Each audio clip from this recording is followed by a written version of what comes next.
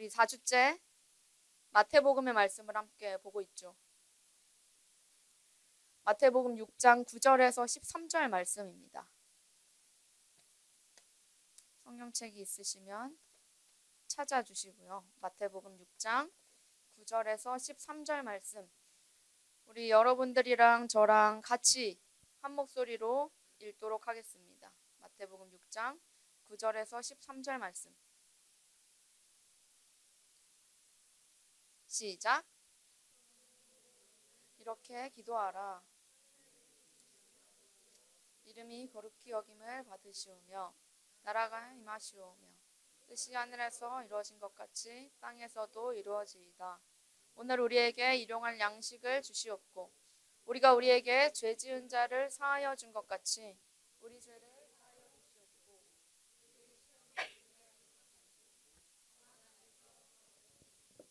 나라와 권세와 영광이 아버지께 영원히. 아멘. PPT 한 장 넘겨주시면요. 여러분들, 제가 첫 시간에 주기도문의 구조가 이렇게 돼 있다고 여러분들이랑 나눴습니다. 크게 4단락으로 나눌 수 있는데, 첫 번째는 하나님을 부르는 거죠. 우리가 누구랑 대화할 때도 전사님이 이제 만약에 건하랑 대화하려고 하면 먼저 건하한테 뭐라고 다짜고짜 용건을 말하는 게 아니라 먼저 건하의 이름을 부르죠. 건하야, 이렇게 부르면 전도사님은 내가 지금 건하랑 얘기하고 있구나, 대화의 대상이 결정되는 것입니다. 우리 맨 처음에 하늘에 계신 우리 아버지요 라고 하나님의 이름을 부름으로써 하나님은 나의 아버지시지, 그리고 나의 아버지는 전능하신 하나님이시지 라는 것을 생각하면서 하나님을 부른다 라고 했습니다. 그리고 두 번째 단락은 2, 3, 4번으로 가장 앞 단어가 어떻게 되어 있죠? 아버지의. 두 번째 단락은 아버지의 이름, 아버지의 나라, 아버지의 뜻을 위한 기도로 두 번째 단락이 구성이 되어 있습니다. 그리고 세 번째 단락은 우리에게 필요한 것들, 우리가 살아가면서 우리의 영혼에 혹은 우리의 육신에 필요한 것들로 이렇게 구성이 되어 있고요. 마지막에는 이 모든 것이 하나님의 것입니다 라고 찬양하는 기도로 이렇게 크게 4단락으로 나누어져 있다고 이야기했었습니다. 오늘 우리가 볼 기도는 이 두 번째 단락의 맨 마지막 간구입니다. 다음 주부터는 이제 우리에 대한 기도로 이 내용이 넘어가게 되는데요. 자, 여러분, 그런데 오늘 중요한 것은 이 기도의 순서에 한번 우리 주목해 보면 좋겠습니다. 여러분, 이 기도가 이 4단락으로 구성되어 있고 왜 이 순서로 기록되어 있을까요? 여러분, 우리가 보통 이 주기도문을 생각하지 않고 우리가 그냥 보통 하나님께 기도한다고 생각하면 우리 어떻게 기도하죠? 우리 기도의 순서나 우리 기도의 내용이 어떻게 보통 구성되죠? 우리는 보통 하나님께서 나의 어떤 상황을 해결해 주시기를, 그리고 나에게 필요한 어떤 것을 주시기를, 내 마음을 어떻게 해주시기를, 나에게 어떻게 해주시기를, 우리 가정에 어떻게 해주시기를, 내 친구들과의 사이에서 나 어떻게 해주시기를 보통 그것을 우리는 구하죠. 바로 우리의 필요에 대한 간구를 우리는 많이 하나님께 드리게 됩니다. 물론 이런 기도는 매우 올바른 기도입니다. 왜냐하면 우리한테 필요한 것들, 나의 필요들을 다른 누구도 아닌 바로 아버지 하나님께 구해야 되는 것은 마땅하기 때문에 이 기도는 올바른 기도입니다. 그런데 오늘 우리가 주목할 것은 이 기도의 우선순위에 대한 것입니다. 마태복음 6장 33절 말씀 함께 볼까요? 여러분 성경책에 펼쳐져 있는 부분에 있습니다. 마태복음 6장 33절, 우리 한 목소리로 함께 읽어볼까요? 6장 33절 말씀 시작. 그런즉 너희는 먼저 그의 나라와 그의 의를 구하라. 그리하면 이 모든 것을 너희에게 더하시리라. 아멘. 자, 여러분들, 우리는 이 주기도문을 통해서 기도의 내용뿐만 아니라 기도의 순서까지도 배울 수 있습니다. 오늘 이 마태복음의 말씀처럼 먼저 그의 나라와 그의 의를 구하라, 한 장 앞으로 넘겨주시면 이 주기도문도 이렇게 구성되어 있죠.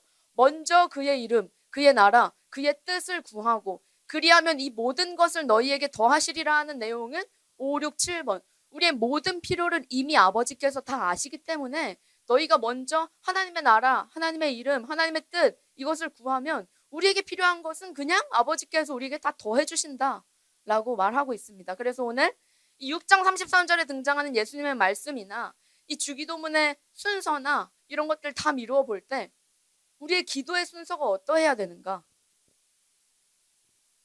바로 이 주기도문의 바른 순서를 따라서 하나님을 부르고 하나님의 거룩함이 무너진 것만 같은 이 세상, 그리고 그리스도인이라고 여전히 말하지만 하나님의 거룩하심이 나에게선 찾아볼 수 없는 내 인생에 하나님께서 이 거룩하심을 드러내 주시기를 구하는 기도.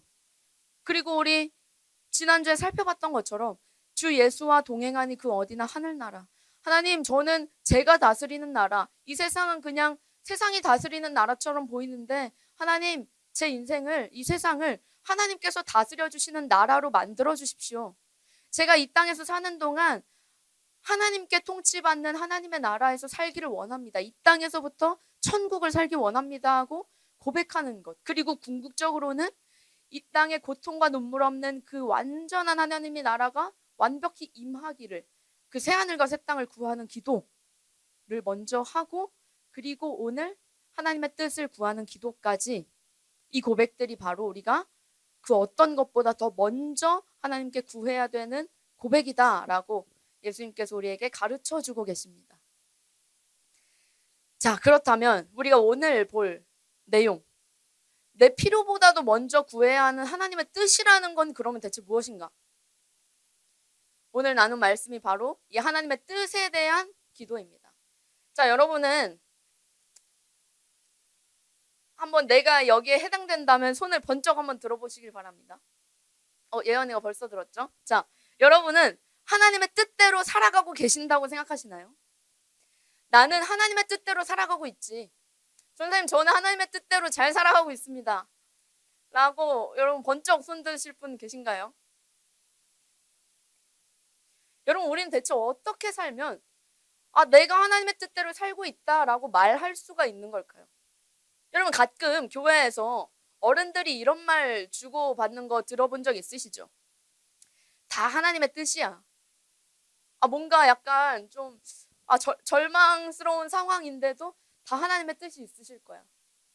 그리고 뭔가 사람들이 뭔가 수고해서 이뤄낸 것 같은 것임에도 불구하고 우리가 한 게 아니라 다 하나님의 뜻이야 라고 말하는 거 들어본 적 있으시죠? 그리고 여러분들 이 찬양 불러본 적 있으시죠? 주님 뜻대로 살기로 했네, 뒤돌아서지 않으리. 주님 뜻대로 살기로 했네. 여러분, 대체 이 하나님의 뜻이라는 건 뭘까요? 하나님의 뜻, 대체 하나님의 뜻이 뭘까요? 어떻게 살면 하나님의 뜻대로 사는 걸까요? 하나님의 뜻에는 크게 두 가지가 있습니다. 바로 숨겨진 뜻과 알려진 뜻이 우리에게 있습니다. 하나님의 숨겨진 뜻과 하나님의 알려진 뜻. 이게 대체 무슨 말인가? 자, 여러분, 제가 한 가지 재밌는 질문을 여러분에게 해보겠습니다. 대답하실 수 있는 분은 대답해 주셔도 좋습니다. 자, 내가 여자 혹은 남자로 태어난 것에 대한 하나님의 뜻을 알고 있다. 내가 여자로 태어난 하나님의 뜻을 알고 있다고 하신 분 계신가요? 내가 남자로 태어난 것에 대한 하나님의 뜻을 알고 있다고 하실 수 있는 분 계신가요? 아니면 내가 우리 엄마 아빠 밑에서 태어난 것도 하나님의 뜻일 텐데 그 뜻을 알고 계시는 분 계신가요? 왜 굳이 이런 집이야? 그리고 내가 대한민국에서 태어난 것에 대한 하나님의 뜻이 있을까요? 그냥 이거 하나님께서 사람 한 명 만드실 때 이렇게 돌려가지고, 자, 안윤빛, 야, 어떤 나라로 보낼까? 이렇게 해가지고 그냥 보내시나요? 아니죠. 분명히 하나님의 뜻이 있어요. 우리가 대한민국에서 태어난 것은 하나님의 뜻이 있습니다. 그런데 그 뜻이 대체 무엇인지 여러분 아시나요? 비천이. 멋진 나라에서. 좋습니다.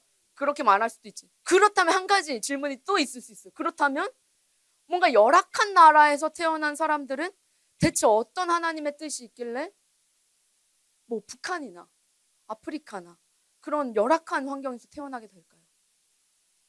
우리가 거기서 태어날 수도 있었을 텐데 왜 우리는 여기고 그들은 거기일까?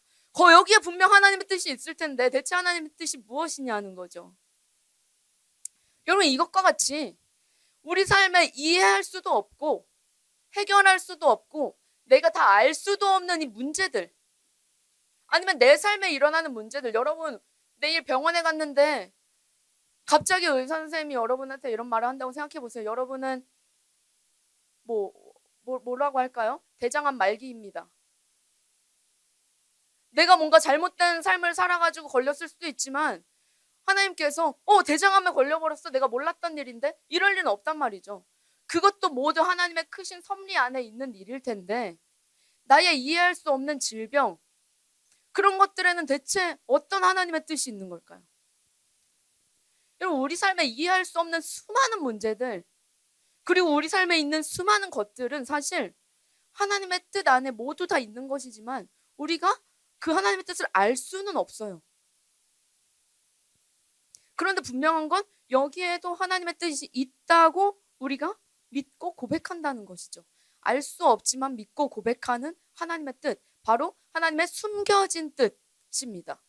자, 근데 이 숨겨진 뜻에 대해서 우리는 어떻게 행동해야 되는가? 우리에게 그러면 이제 하나님께서, 자, 내가 뜻을 몇 가지 숨겨놨으니까 너희가 평생 사는 동안 내가 숨겨놓은 그 뜻을 한번 찾아봐 라고 하실까요? 그래서 우리가 이제 하나님께서 숨겨놓은 뜻을 찾아내는 어떤 미션을 받은 사람들처럼 하나님의 뜻이 뭘까? 하나님의 뜻이 뭘까? 하면서 뭔가 보물찾기 하는 사람처럼 살아갈까요? 이 알 수 없는 뜻들에 대해서 내가 이걸 알아내겠다 하면 알아낼 수 있는 것일까요?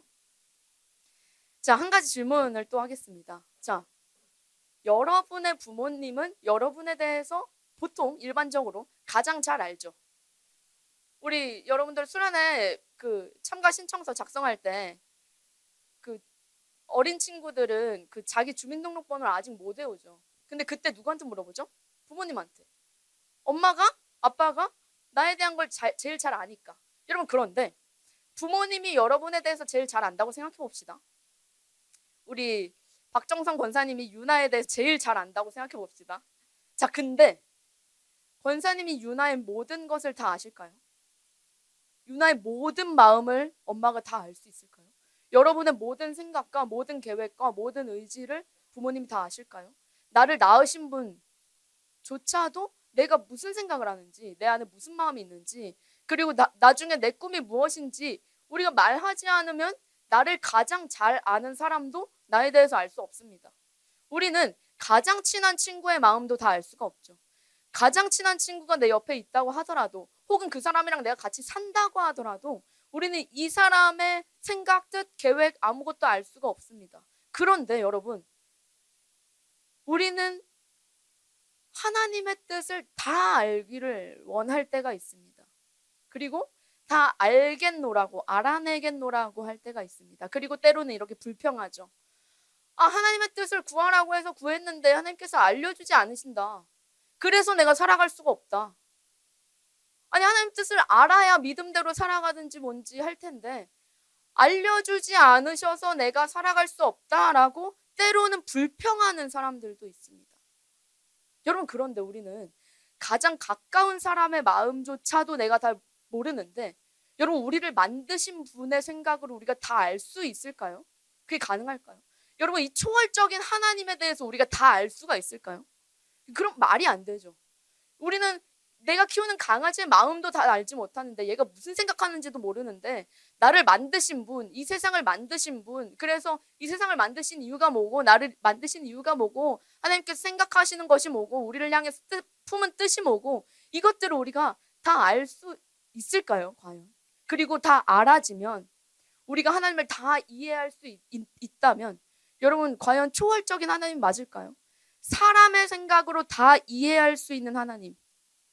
여러분, 하나님은 우리의 생각으로는 다 이해할 수 없을 만큼의 초월적인 신비를 가지고 계신 하나님이십니다. 그래서 우리가 하나님을 다 알아내겠다고 하는 것은 무모하고도 교만한 생각일 수 있습니다. 왜냐하면 하나님께서 하나님의 뜻을 우리에게 알려주지 않으셨기 때문에, 그저 숨겨두셨기 때문에 우리가 그 숨겨진 뜻을 알아내겠노라고 그 위에 가서 서는 것이 아니라, 숨겨진 뜻 안에서 어떻게 해야 되는가? 예수님께서 오늘 말씀하시죠. 기도해야 된다고 하는 거죠. 자, 우리는 하나님께서 알려주지 않으면 알 수 없습니다. 하나님께서 알려주지 않으시면 알 수 없습니다. 당연한 문장이죠, 사실은. 제가 여러분들한테 먹고 싶은 메뉴를 만약에 우리 점심 같이 먹기로 했다고 쳐봅시다. 선생님 뭐 드시고 싶으세요? 내가 알려주지 않으면 너희는 알 수가 없지. 자, 하나님도 여러분 마찬가지예요. 하나님께서 알려주지 않으시면 우리는 알 수가 없어요. 그래서 우리에게 믿음이라는 것이 필요하죠. 그리고 오늘의 기도가 필요하죠. 어떻게 기도해야 되는가? 하나님, 제 앞에 있는 상황이 이해되지 않지만 제 앞에 있는 이 문제에 대한 하나님의 뜻이 있다고 하는데 하나님, 저는 전혀 모르겠습니다. 대체 여기에도 하나님의 뜻이 있을 수 있다는 것 전 전혀 모르겠습니다.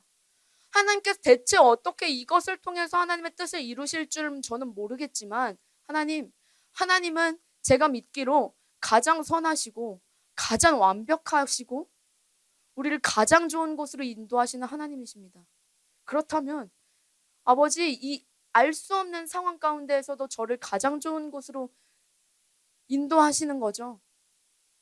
이 모든 상황 안에서 하나님의 뜻대로 저를 이끌어가 주십시오. 이 이해할 수 없는 상황에서 오직 하나님의 뜻대로 저를 데리고 가 주십시오. 저는 이것을 다 알지 못하지만, 저는 다 이것을 이해할 수 없지만, 주님, 저는 모릅니다. 하나님께서 저를 이끌어 가 주십시오. 하나님의 뜻 가운데 이 모든 것들을 해결해 주십시오. 라고 믿음으로 기도해야 된다라고 오늘 예수님께서 우리에게 가르쳐주고 계신 거죠. 그래서 우리는 이 하나님의 숨겨진 뜻에 대해서 어떻게 행동해야 되는가? 이것을 다 알아내야겠다고 하나님께 정보를 구하는 것이 아니라, 하나님의 뜻을 다 알려주십시오. 다 알려주십시오라고 정보를 구해야 되는 게 아니라, 하나님, 저는 모르지만 이 안에 숨겨져 있는 하나님의 뜻대로 그대로 이루어 주십시오라고 기도해야 된다는 것입니다. 왜 우리는 정보를 구할 필요가 없을까요? 그것은 바로 이 알려진 뜻에서 찾아볼 수 있습니다. 아니, 전도사님, 하나님께 정보를 구해도 되지 않나요? 하나님께 하나님의 숨겨진 뜻을 알려달라고 기도하면 어떨까요? 라고 질문할 수도 있겠지만, 자, 여러분들, 한 가지 우리가 놓치고 있는 지점이 있습니다. 자, 성경에 따르면 여러분들에게 주어진 성 있죠. 성을 내 쾌락대로, 내 마음대로 그냥 내가 즐기기 위해서 사용하는 것이 죄일까요? 아닐까요? 내 성을 내 마음대로, 내 쾌락대로 즐기기 위해서 사용하는 것이 죄인가요? 아닌가요? 죄죠. 여러분, 성경에 따르면 술 먹고 방탕하게, 매일매일 허랑방탕하게 살아가는 건 죄인가요? 아닌가요? 분명한 죄죠. 형제를 미워하고 욕하고 험담하는 인생을 사는 건 죄의 삶인가요? 의인의 삶인가요? 죄인의 삶이죠. 여러분, 그렇다면 이것이 죄라는 걸 어떻게 알죠? 이런 행동들이 죄라는 건 우리가 어떻게 알았죠? 하나님께서 알려주셨으니까 알았죠. 어디에? 성경에 알려주셨죠. 여러분, 그리고 내가 형제를 사랑할지 말지, 이 내 앞에 있는 사람을 용서할지 말지, 저 사람을 도와줄지 말지, 여러분, 이 상황에서 하나님의 뜻은 무엇일까요? 당연히 우리가 다 알고 있죠. 저 사람을 사랑하는 거, 저 사람을 용서하는 거, 그리고 저 사람 도와주는 게 하나님의 뜻이라는 거 우리 다 알고 있죠. 어떻게 알죠? 하나님께서 알려진 뜻으로 성경에 다 기록해 놓으셨기 때문에 우리는 무엇이 죄인가, 무엇이 선인가, 무엇이 하나님께서 금지하신 하나님의 뜻인가, 무엇이 우리가 하길 바라는 하나님의 뜻인가를 우리에게 다 알려주셨습니다. 여러분, 성경 말씀에 하나님의 뜻을 얼마나 많이 기록해 놓으셨는지 몰라요. 그래서 내가 어떤 방식으로 살 것인가, 우리 삶의 방향성에 대한 본질적인 인생 지침을 하나님께서 모두 다 성경에 알려주셨습니다. 여러분, 그런데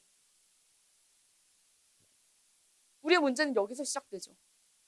우리의 대부분의 문제는 내가 하나님의 뜻을 모르기 때문에 일어나는 것이 아니라는 거죠.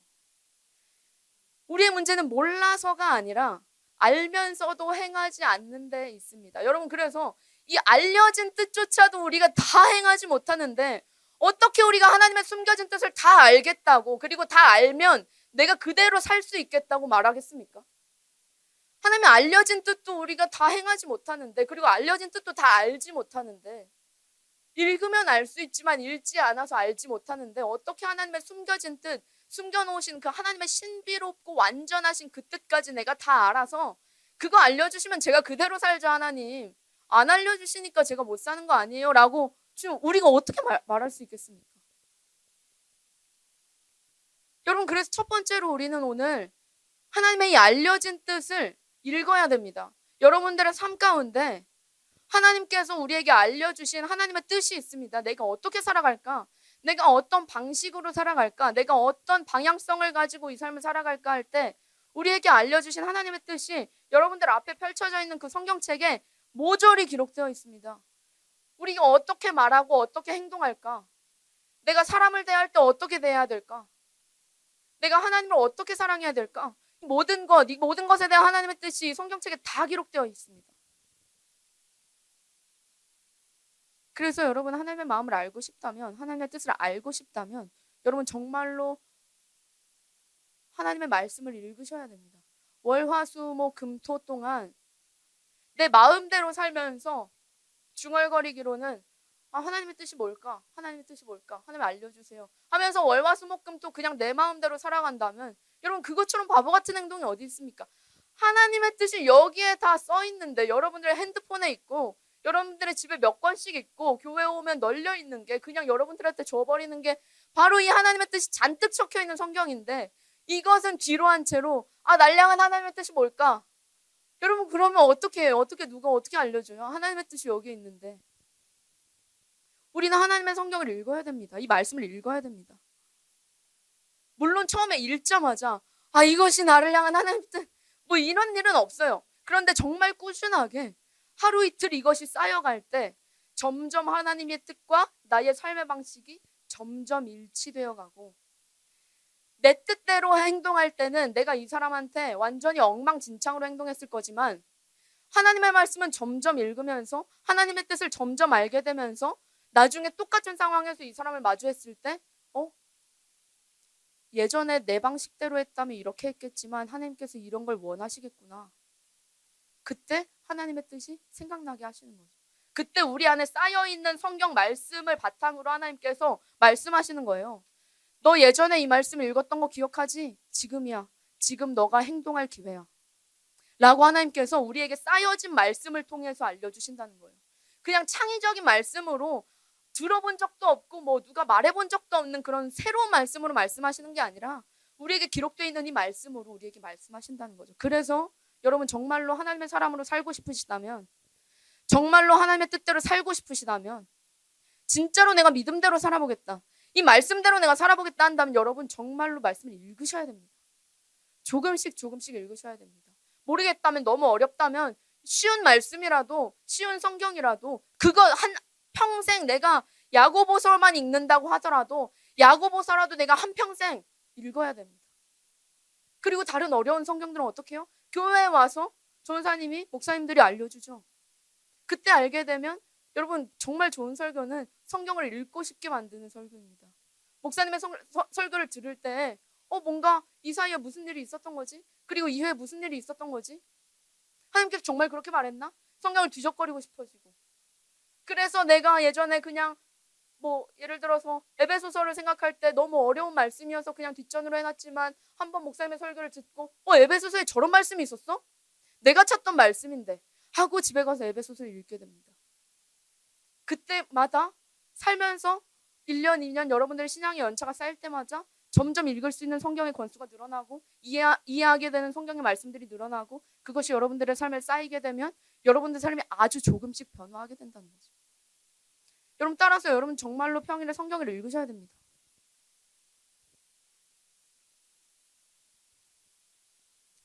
그리고 두 번째, 성경을 읽을 뿐만 아니라 우리는 오늘 예수님께서 알려주신 이 기도를 고백해야 됩니다.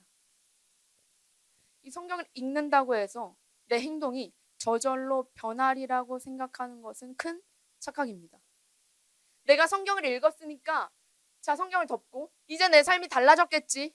아니요. 여러분이 행동하기 전에는 여러분들의 삶이 달라지지 않습니다. 그 말씀 가지고 말씀은 이랬는데 내가 그러면 지금 이렇게 행동해야 되는 건데 용기가 필요하죠. 그 순간 용기가 필요하죠. 그때 용기를 내가 내는 게 아니라 그때 그 순간 용기가 필요한 그 순간에 하나님께 기도하는 겁니다.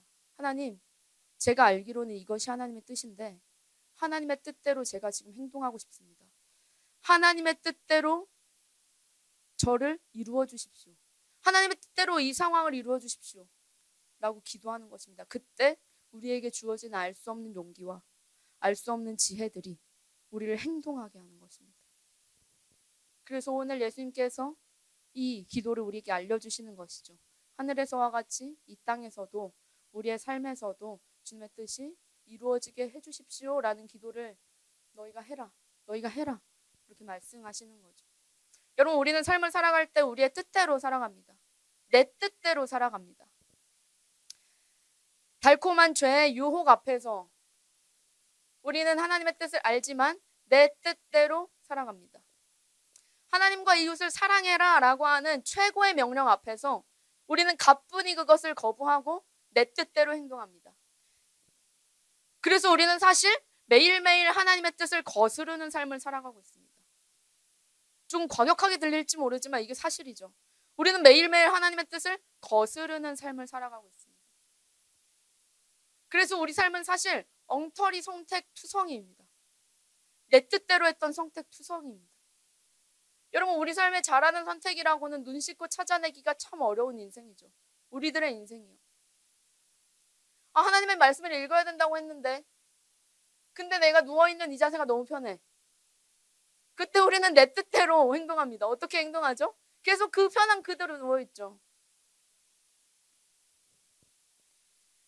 우리의 가장 큰 문제는 하나님의 뜻을 알고서도 내 뜻대로 산다는 바로 여기에 있는데, 그래서 오늘 우리에게 이 네 번째의 기도, 아버지의 뜻이 하늘에서와 같이 땅에서도, 지금 제가 발 딛고 있는 여기서 아버지의 뜻이 이루어지게 해주세요 라고 우리는 구해야 된다는 거예요. 왜냐하면 우리는 할 수 없으니까요. 우리는 이 뜻대로 살 수가 없으니까요. 우리는 편안함에 중독되어 있고 우리는 쾌락에 중독되어 있고 그것을 끊어낼 수가 없어서 기도하라고 말씀하시는 거예요. 하나님, 제발 그것을 이루어 주십시오. 이 하나님의 뜻을 제발 제 삶에 이루어 주십시오. 하나님의 뜻을 제발 이 땅에 이루어 주십시오. 이 엉터리처럼 보이는 이 세상에 하나님, 그러나 이 모든 것이 하나님의 뜻 안에 있지 않습니까? 하나님, 그대로 우리를 이끌어 주십시오라고 하나님께 구해야 된다는 것이죠. 우리의 전적인 무능함을 고백하면서. 마지막으로 이제 여기에 하나의 수식어가 붙어 있는 것을 여러분 보실 겁니다. 바로 아버지의 뜻이 어디에서와 같이? 하늘에서와 같이 이루어지게 해주십시오 라는 수식어. 왜 굳이 이런 수식어가 붙어 있을까요? 여러분, 하늘에서 그러면은 하늘에서는 하나님의 뜻이 어떻게 이루어지는데요? 하늘에서는 하나님의 뜻이 지금이요 온전히 이루어져 있습니다. 하늘의 천사들이 하나님께 온전히 복종하고 하나님의 뜻은 지체 없이, 부족함 없이 하나님의 뜻이 이루어져 있습니다. 그래서 더 이상 완전할 수가 없이 완전한 상태, 더 이상 좋을 수가 없이 좋은 상태로 하나님의 뜻이 하늘에서는 온전하게 이루어져 있습니다. 그래서 하나님 뜻이 온전하게 이루어진 하늘을 생각하면서 우리가 기도해야 된다는 것이죠. 또한 이 땅을 바라보면서, 여러분, 이 땅에는 어떻습니까? 땅에는 하나님을 실시간으로 반역하는 우리의 뜻이 있습니다. 하나님의 뜻과 정면 충돌하고자 하는, 하나님을 실시간으로 반역하는 우리의 뜻이 있습니다. 땅에는 타협하는 내가 있고 미루는 내가 있고 자기 합리화하는 내가 있습니다. 그래서 우리는 이렇게 기도해야 되는 거죠. 하나님, 하늘에서는 천사들이 하나님께 완전히 순종했다는데 하늘에서는 하나님의 계획과 뜻이 완전히 이루어져서 더 이상 좋을 수가 없는 완벽한 상태라고 하는데 하나님, 저도 그러기를 원해요. 하나님, 그런데 제 선택은 지금 엉망입니다. 제 인생은, 제 판단은, 제 행동은 지금 엉망입니다. 하나님, 지금 이 시간 제가 제 뜻대로 행하지 않고 하늘에서와 같이 온전히 하나님의 뜻이 지금 제 삶에 이루어지길 원합니다. 이 땅에 이루어지길 원합니다라고, 하나님, 제 뜻대로 말고 하나님의 뜻대로 우리를 이끌어 주십시오라고 기도해야 한다는 것이죠. 이제 말씀을 마치려고 하는데요. 여러분, 수련회 때 우리 다윗의 이야기를 나눴었죠. 그때 여러분, 그 유빈쌤이 등 뒤에다가 이름표 뭐라고 붙였죠? 사울. 여러분들은 등 뒤에다가 이름표 뭐라고 붙였죠? 다윗. 그런데 그 게임에 아주 불공정한 룰이 하나 있었죠. 사울은 다윗을 죽일 수 있는데 다윗은 왜 사울을 못 죽이는 거야? 야, 이건 런닝맨이 아니잖아. 아니, 누가 이겨야 되는데 우리는 뜯기기만 하고 도망만 다녀야 된다고? 여러분, 그 불공정한 룰에서 여러분들 열심히 도망 다니셨죠? 여러분, 다윗은 왜 사울을 죽일 수 있었음에도 불구하고 사울을 죽이지 않았을까요? 성경에 따르면 다윗에게는 사울을 그냥 손쉽게 죽일 수 있는 2번의 기회가 있었습니다. 그런데 다윗이 사울을 죽이지 않고 자기를 죽이겠다고 창을 던지고 모든 군대를 이끌고 다윗을 쫓아다니던 그 사울 죽이지 않고 다윗이 사울의 옷자락을 뱁니다. 그 뜻은 내가 너 죽일 수 있었지만 안 죽였어 라는 거죠. 왜 다윗이 사울을 안 죽였을까요? 2번이나. 다윗이 스릴을 즐겼나요? 사실 도망치는 걸 즐겼나요? 그게 아니죠. 여러분, 사울을 죽일 수 있었습니다. 그리고 명분도 있어 보였죠. 그리고 다윗 주변에 있던 사람들도 다 다윗한테 말했습니다. 이때다. 다윗 지금이야. 사울을 죽여. 사람들이 부추겼죠.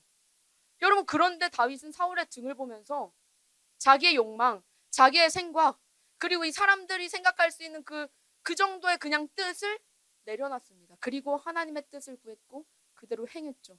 하나님의 뜻이 뭐였죠? 기다림. 다윗은 이전에 사울에게 하나님이 기름 부으셨다는 사실을 기억하고 있었습니다. 이 사울은 지금은 타락했지만 어쨌든 예전에 무려 하나님께서 기름 부으셨던 사람이다.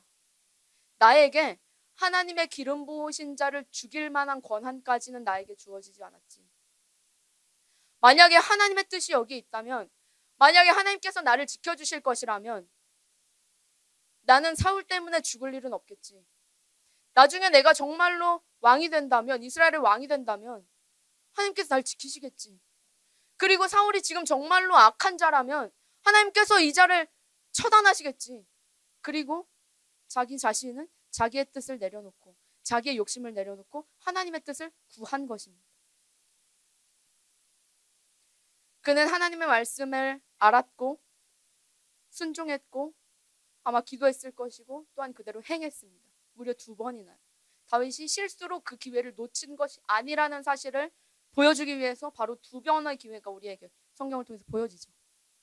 여러분, 또 우리가 계속해서 매일 성경을 통해서 읽고 있는 말씀 가운데 여러분들 이미 아마 알고 있을 것입니다. 아브라함은 갈 바를 알지 못한 채 하나님의 약속하신 땅으로 나아갔다.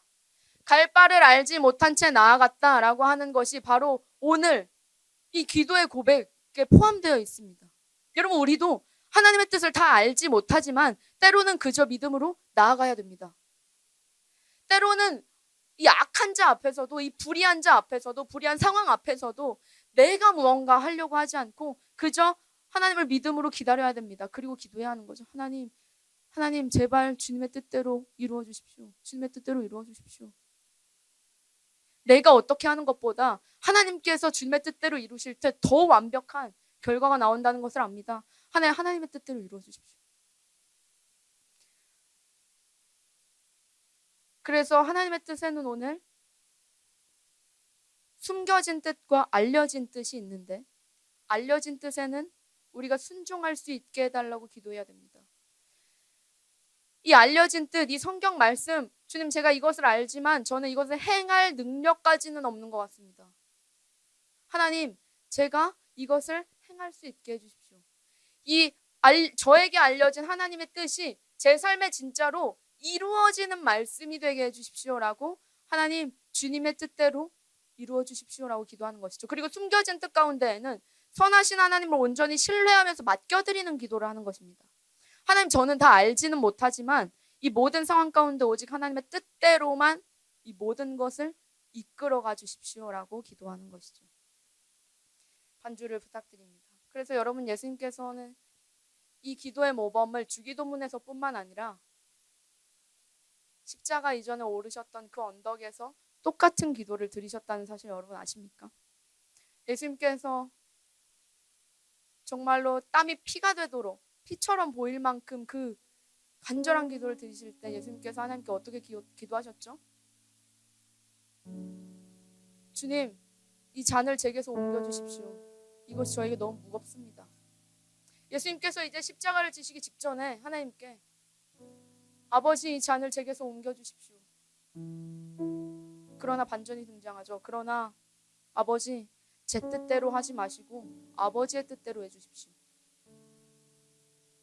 아버지 제가 생각하기에는 너무 무겁고 너무 두렵고 아버지와 떨어지게 된다는, 단절되게 된다는 그 상태가 상상할 수 없고 정말로 피하고 싶은 잔이지만 하나님 이것을 옮겨주십시오. 하나님 이것을 옮겨주십시오. 그러나 결국 예수님께서 하셨던 기도, 그러나 제 뜻대로 마시옵고 오직 아버지의 뜻대로 행해 주시옵소서. 이렇게 기도했던 것입니다. 우리의 기도의 모범을 예수님께서 보이셨죠. 그래서 우리 어떤 상황 가운데에서도 이 기도를 우리는 따라해야 됩니다. 아버지 제 뜻대로 마시옵고 아버지의 뜻대로 해주십시오. 우리의 죄악의 상황에서 내가 죄를 짓거나 말거나 하는 그 일촉즉발의 상황에서 아버지 제 뜻대로 마시옵고 아버지의 뜻대로 이루어 주십시오. 제 손을 막아주십시오. 제 입을 막아주십시오. 이렇게 기도해야 된다는 것이죠. 그리고 누군가에게 사랑을 전하고 복음을 전해야 될 때, 용기가 필요할 때 하나님 제 뜻대로 마시옵고 아버지의 뜻대로 행해 주시옵소서. 제 뜻대로라면 저는 모른 척하고 지나갈 겁니다. 그러나 아버지의 뜻대로 이루어 주십시오. 이렇게 기도하는 삶을 살아야 된다는 것이죠. 여러분 우리 이 기도를 기억하시면서 함께 찬양하고 실제로 이 기도를 드리면 좋겠습니다.